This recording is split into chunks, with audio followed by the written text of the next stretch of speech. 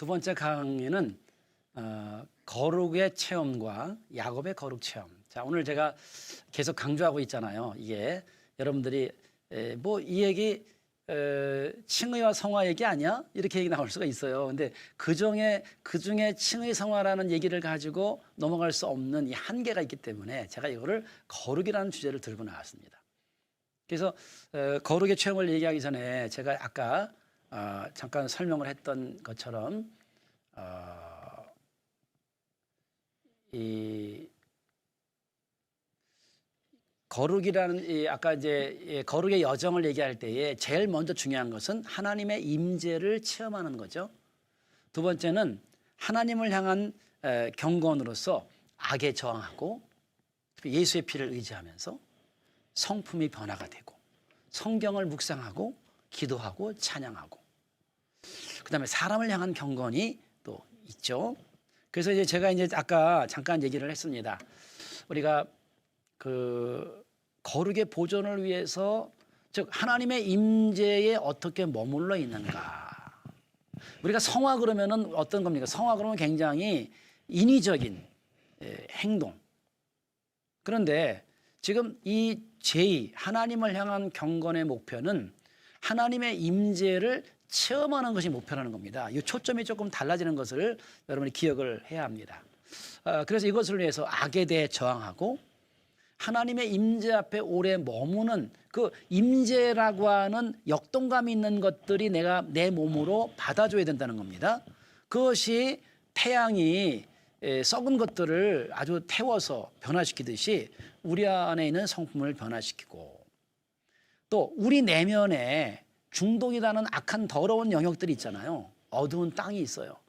그거를 무의식에서 의식으로 자꾸 내보내가지고 그거를 태워서 정화시키는 거죠.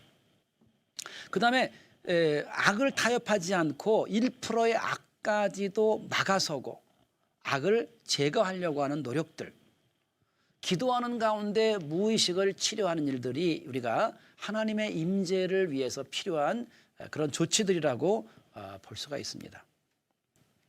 그래서 여러분이 이제 저는 여기 특별히 이 얘기를 하면서 거룩의 체험에 관한 얘기를 해보려고 합니다. 제가 이제 아까 제가 얘기했잖아요. 제가 이제 미국에 가서 공부할 기회가 있어서 갈 때 하나님한테 하나님 제가 신약과 구약의 연결을 공부하도록 도와주세요.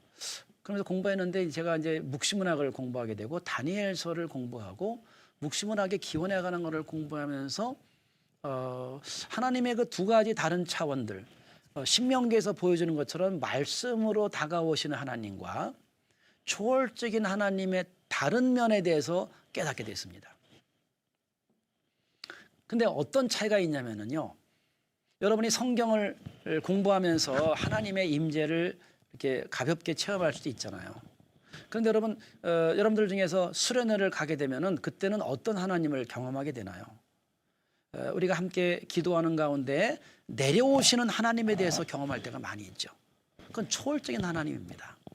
근데 하나님이 저한테 저는 굉장히 지적이고 논리적이고 성경을 탐구하기를 좋아하는 사람이지만은 우선 깊은 체험을 하고 이런 초월적인 하나님을 갈급하는 그런 존재는 아니었습니다. 근데 제가 살아오는 여정을 가만히 이렇게 돌이켜 보니까 이것은 논리적으로 이해되는 하나님이 아니라 초월적으로 다가와서 저를 감싸 안으면서 끌고 가시는 저를 거룩의 여정으로 인도하시는 그런 하나님의 임재를 제가 느끼게 됐습니다. 제가 이제 저는 처음부터 신앙생활을 한 것은 아니고 제가 초등학교 3학년 정도가 됐을 때에 저 경북 충북 옥천 이원면 지탈리라고 하는 곳에 작은 교회가 있었습니다. 근데 그때에 도시에서 제가 이제 외갓집이 거기였기 때문에 이제 방학 때마다 그것을 갔거든요. 근데 이제 매번 여름만 되면은 남자 선생님과 여자 선생님 두 분이서 그곳에 와서 여름 성경학교를 진행을 했습니다. 상품도 많고 놀거리가 없는 그런 시대잖아요. 그러니까 이제 이 성경학교 가게 되면은 동네에 있는 아이들은 다 몰려오는 거죠. 이 교회, 조그만 교회 안에. 그래서 그때 이제 그 교회를 나가게 되면서 새벽에도 나가게 되고 또 노래 경연대회가 있고 그리는 거, 운동하는 거 막 했는데 제가 초등학교 이제 이 어린 나이였는데 하여튼 거기서 제가 상을 많이 받게 되고 너무나 감격스러운 그런 때였습니다. 근데 이제 어느 날 아침에 새벽에 그 옆에 있는 형이 새벽 기도를 가자 그래가지고 같이 이제 새벽 기도를 가다가 보니까 그때 참외가 막 널려 있더라고요. 근데 그 형이 참외를 따서 하나씩 먹고 다 먹고 서리를 한 거죠. 그리고 이제 교회를 갔더니 전도사님이 그 선생님이에요. 설교를 하시고 나더니 뭐라 그러냐면 여러분이 지금까지 이 지었던 죄를 다 회개하면 지금 이 시간에 하나님 여러분을 다 용서해 주십니다. 다 회개하세요. 그러면서 막 기도를 하게 했는데 저는 지금 당장 참회 서리한 것부터 기도하고 회개하고 뭐 그렇게 보냈습니다. 그리고 이제 다시 평택에 있는 집으로 돌아왔는데 다 잊어버렸죠. 그 교회 길을. 그랬는데 제가 중학교 3학년 때 됐을 때에 우리 어머니, 우리 누나가 어렸을 때에 이렇게 구루병 같은 걸 앓고 어렸을 때에 병을 앓으면서 키가 자라지 않는 그런 병을 앓게 됐습니다. 그래서 어머니가 늘 그것 때문에 고민하시고 그랬는데 누나가 이제 고등학교 졸업하고 나서 기도원에 가서 권사님이 등을 계속 이렇게 만져주시면서 굽었던 허리가 피는 역사를 경험하게 됐습니다. 딸이 항상 평생 자기의 한이 되었던 어머니였기 때문에 그 딸이 이제 허리를 피면서 다니면서 평생 불만하고 그랬던 딸이 바뀌고 나니까 어머니가 바뀌었습니다. 그래서 그 순간부터 자 내일부터 교회 나간다 그렇게 해서 그 어머니와 함께 이제 변화된 누나와 함께 개척교회에 나가게 됐죠. 근데 이제 제가 그때 이제 이렇게 교회 앞에 딱 중고등부 예배를 참석하려고 미리 이제 갔거든요. 근데 문에 딱 들어서려고 하는데 갑자기 하나님이 정훈아, 너 왜 이제 오냐? 그렇게 얘기를 하시는 거예요. 깜짝 놀랐어요. 하나님? 내가 언제 하나님을 봤지? 그러고 보니까 초등학교 그 3학년 때에 그 일주일 새벽 기도 갈 때 만났던 그 하나님이 제 안에 이렇게 그 하나님의 임재가 제 안에 있다는 걸 알았던 거예요. 너 왜 이제 왔니? 그걸 제가 느꼈습니다. 그러면서 제가 다시 신앙생활을 시작을 하게 됐죠. 그러면서 이제 교회를 좀 나가기 시작했고 고등학교 때는 기도 학생회라는 데서부터 성경 읽는 그런 종교반에서 시편을 읽고 하나님의 임재를 깨닫고 그리고 이제 제가 이제 진짜 바뀐 거는 대학교 들어가서 3학년 때 봉사활동을 가서 학생들하고 우리 친구들하고 같이 이렇게 기도하는 가운데 제가 너무 대학 들어와 가지고 힘들고 어려운 여정을 보내면서 하나님이 저에게 다가오셨는데 아주 한순간에 저에게 다가오셔서 저를 변화시키는 그 순간이 있습니다. 저는 조건적이고 뭔가 이 논리적으로만 하나님을 찾으려고 했었는데 그때 제 마음에 하나님이 나를 사랑한다는 것을 가슴 깊숙하게 느끼게 하는 그런 하나님의 임재가 제 안에 다가왔습니다. 그래서 행위보다는 존재를 사랑하시는 그 하나님을 접하게 됐습니다.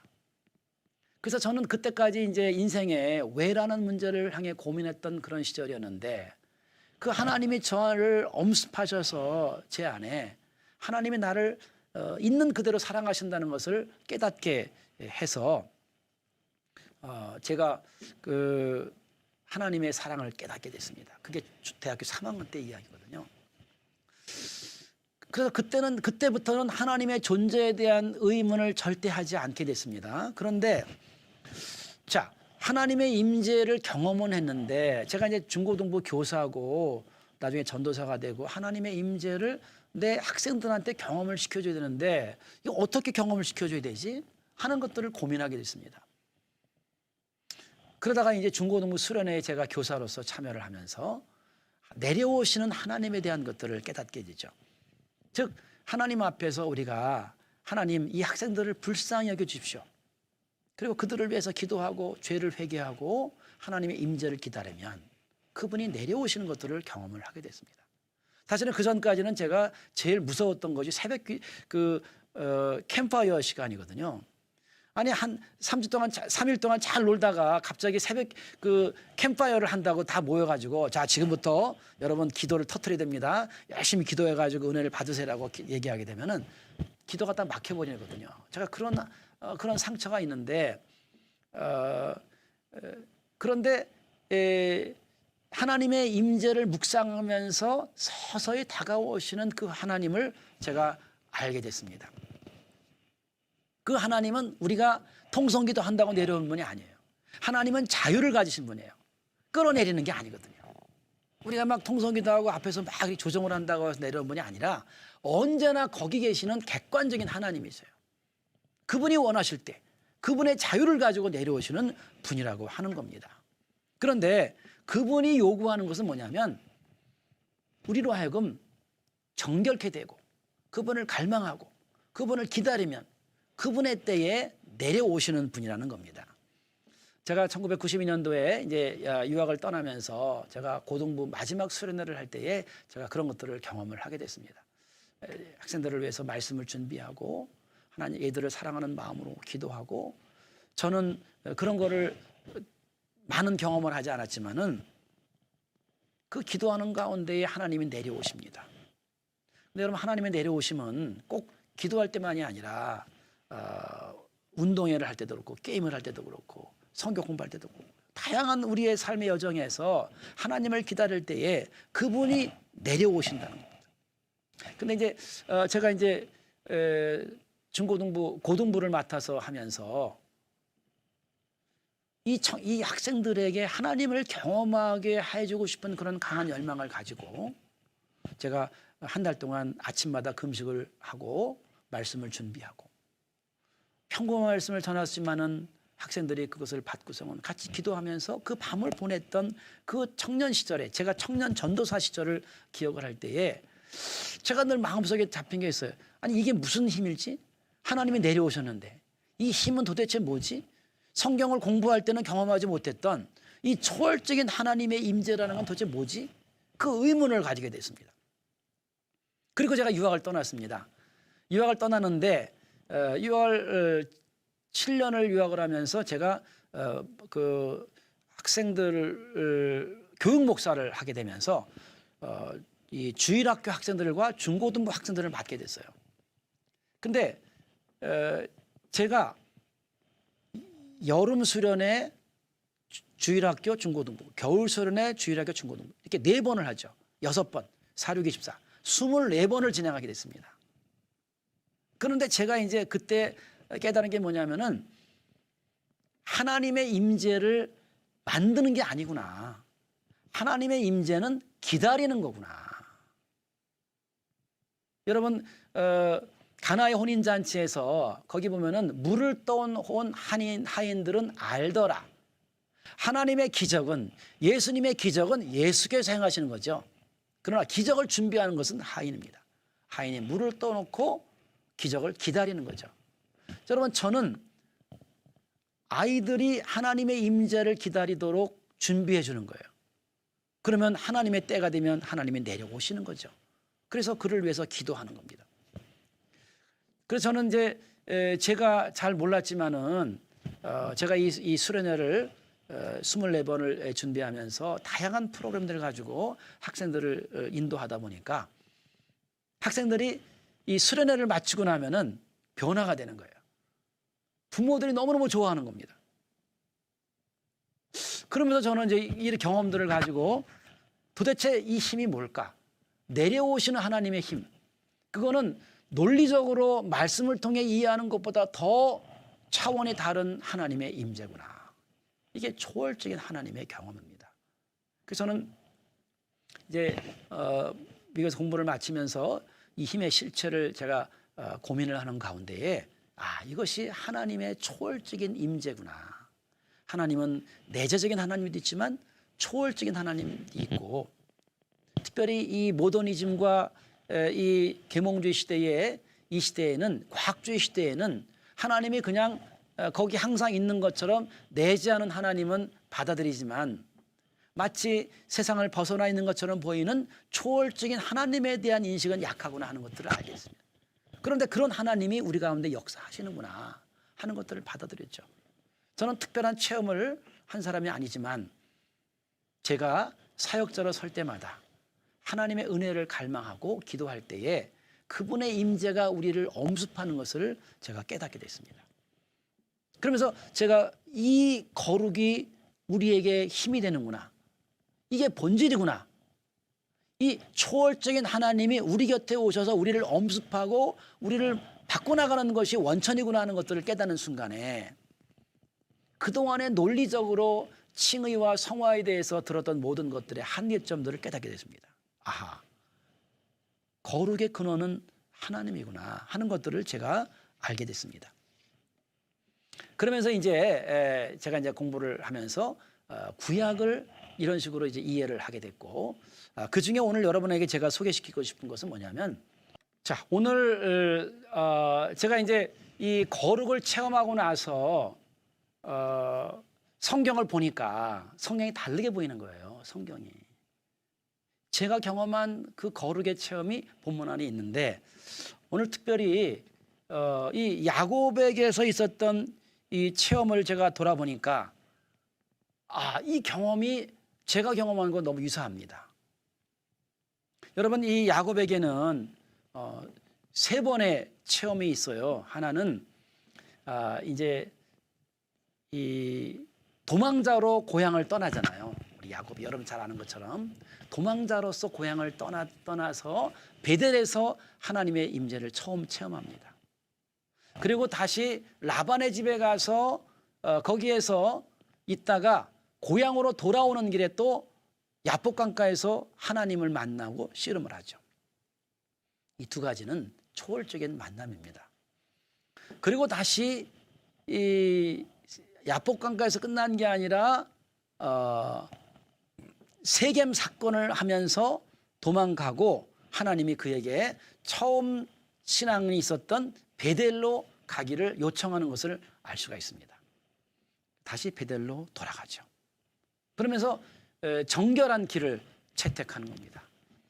이 야곱의 경우에는 여러분들이 이 두 번의 초월적인 하나님 체험이 있다는 것이 아주 중요한 사건인 것이죠. 베델에서 그가 하나님을 초청한 것이 아니에요. 그는 도망자로서 어쩔 수 없이 고향에 머물 수가 없고 또 라반의 집에 가는데 미래를 예측할 수 없어요. 그런 한계 상황에서 고독한 자로서 섰을 때에 베델에서 하나님이 그에게 내려오신 겁니다. 지금까지는 아브라함이 아브라함과 이삭이 역사의 주인이었다면 이 베델 사건을 통해서 야곱이 이제 역사의 주인공으로 그를 삼으시는 거죠. 그가 특별한 자격이 있었던 게 아니거든요. 그저 베델에서 그냥 또 하나님을 기다린 것도 아니에요. 그냥 자연인으로서 투쟁을 통해서 경쟁을 통해 살아가던 그 야곱에게 다가오셔서 하나님의 임재를 체험하게 하시면서 그의 신앙의 여정을 걷게 하신 분이죠. 그런데 이 베델의 체험도 사실은 하나님의 체험이 오면서도 그 체험이 단순히 체험으로 끝나지 않고 말씀이 거기에 연결됩니다. 그리고 야복 강가에서는 베델과 똑같지 않아요? 한 단계 발전된 상황에서 그들의 야곱의 자아를 깨는 그런 씨름을 통해서 야곱을 변화시키는 역사가 여전히 초월적인 하나님의 만남을 통해 이루어지죠. 마지막 세 번째는 베델로 올라가라. 여기는 초월적인 하나님이 아니고 말씀만 임합니다. 거기에서 아까 제가 얘기하는 이 경건의 하나님을 향한 경건의 내용들입니다. 거기서 정결하게 하고 버리고 기도하고 하나님 앞에 순례자로서 거룩한 삶을 살아가는 이것이 세 번째 모습이라고 볼 수가 있습니다.